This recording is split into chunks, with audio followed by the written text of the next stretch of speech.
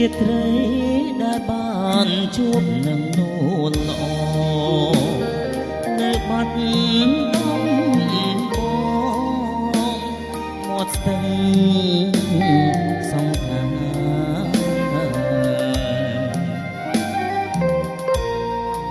យើងទាំងពីរនាក់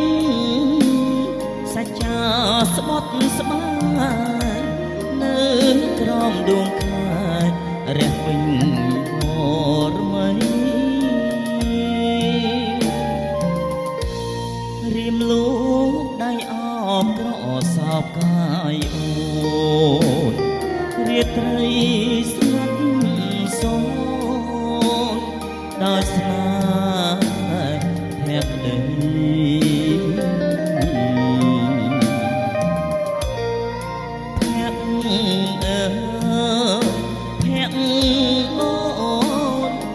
ញឹម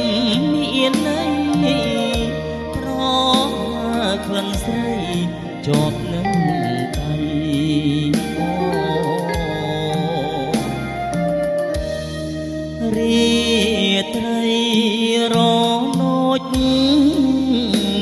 គួចផ្ដើមនឹកពេលសល់តែតាវ៉ៅសាសាប់ឆៅជោ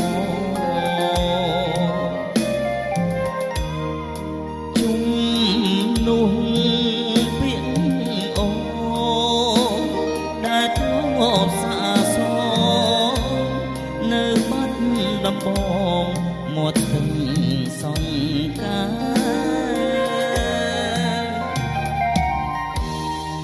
ញ៉ាចិត្ត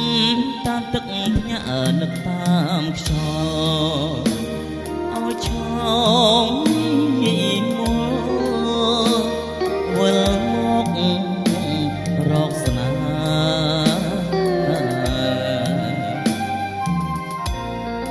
ដូចរីត្រីកាពេញបរមីខ្លានេះស្ទឹងសង្ខាក្រុងបាត់ដំបង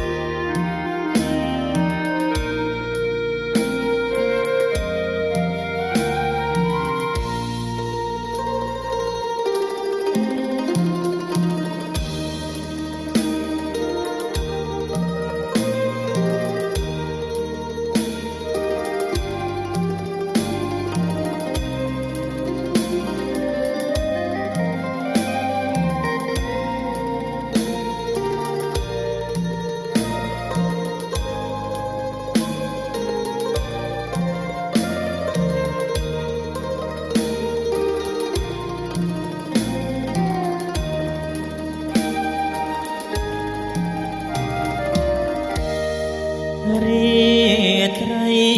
រនោចគួចផ្ដើមនឹកទៅសល់តែតាវ៉ៅសាសាប់ឆៅជោ